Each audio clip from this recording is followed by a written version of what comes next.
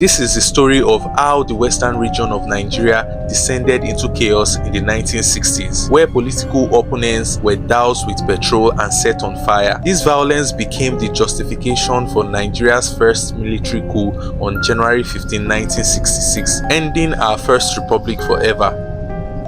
It all started after the 1959 elections. Chief Obafemi Awolowo, the leader of the action group, became the leader of the opposition in the federal parliament. His deputy, Chief Samuel Akintola, took over as premier of the western region. But Akintola wasn't chosen by accident. He was from Ogbomoso in the old Oyo kingdom, and this was strategic. You see, the action group had a problem. They historically struggled in Ibadan and surrounding areas because of rivalries between the Oyo Ibadan people and Awolowo's Ijebu people. Popular Ibadan politician Alhaji Adelabu aka Benkele Mens from the NCNC had exploited this division before. With Awolowo going federal and Adelabu now dead, Akintola's leadership helped AG finally gain ground in the old Oyo kingdom and Ibadan area. But here is where the trouble started. Akintola wanted to form a national government coalition with the ruling Northern People's Congress at the federal level. Awolowo and other AG members strongly opposed this. They wanted an alliance with the Southern NCNC to challenge the MPC's power and potentially break up the country into more regions. Two completely different visions, two factions within the same party,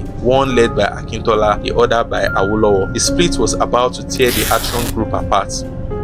In February 1962, the AG convention in Jos, everything exploded. Disagreements were so intense that Akintola, party secretary Ayo Tunde Rosiji, and some Western region ministers walked out of the meeting. The party leadership struck back hard. They replaced Rosiji as secretary. They abolished the post of deputy leader that Akintola held, then found Akintola guilty of misconduct and decided he should be removed not just as deputy leader, which he accepted, but as Western region's premier. This he contested.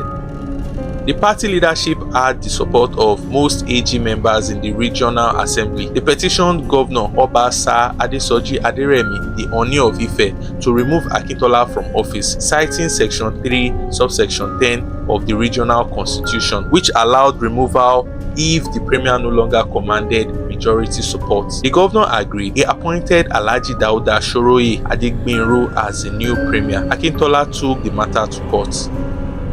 But before the court could rule, the Western House of Assembly met on May 24, 1962. Adegbinro needed a vote of confidence. Akintola's faction, backed by the NCNC opposition, had other plans. They deliberately disrupted the proceedings. What happened next was pure chaos. Furnitures were smashed. Members were physically attacked. A minister was hit on the head with a chair. The ceremonial maze was seized and broken. Police had to use tear gas to disperse the fighting. When they tried to reconvene, it got worse. Shouting, chair banging, objects thrown at the speaker and the new premier. Police came in again with clubs and tear gas, cleared everyone out and locked the house. The legislature had completely broken down.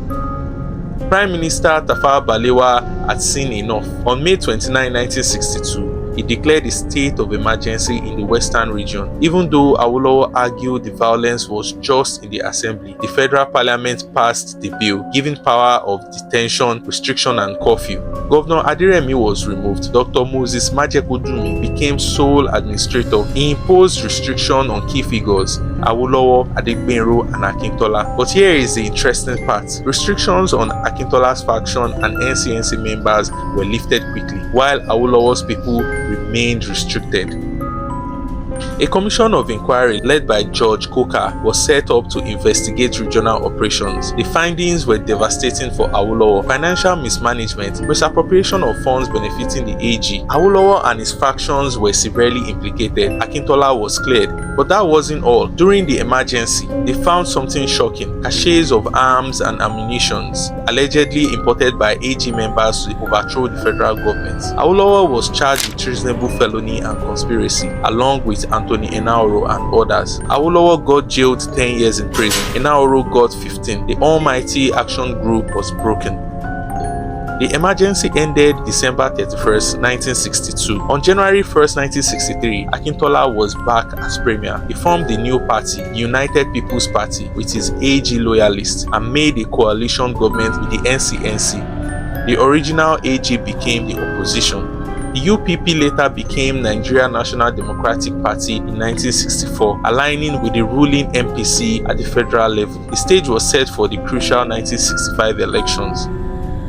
The 1965 Western Region elections were make or break for Akintola's NNDP. They were determined to retain power at all costs. What happened next was election rigging on an unprecedented scale. Electoral officers were kidnapped, nomination papers were rejected for opponents. Many NNDP candidates were declared elected unopposed. Ballot papers were mishandled, party thugs, sometimes disguised as police, intimidated voters. Results were announced before voting finished or just completely made up. Losing candidates were declared winners. The Electoral Commission itself publicly said the irregularities were severe. Despite overwhelming evidence of fraud, the NNDP was declared the winner.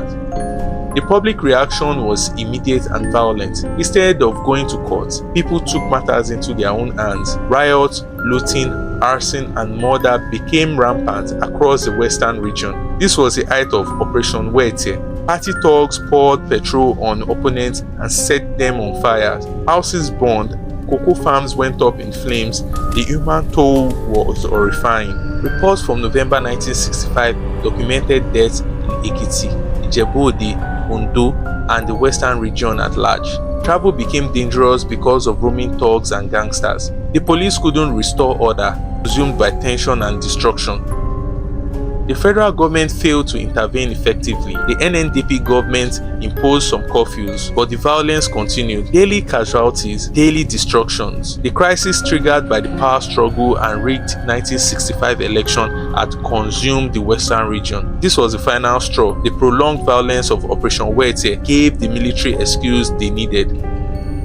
On January 15, 1966, 5 military majors who claimed they had seen enough. This was a pretext upon which they launched Nigeria's first coup, claiming they were restoring order. The widespread violence of Operation Wetie was their justification. The First Republic was over. The cycle of violence that started with the political disagreement between two friends had ended Nigeria's democracy. This is how Operation Wetie, the wild west of Nigerian politics, changed our history forever.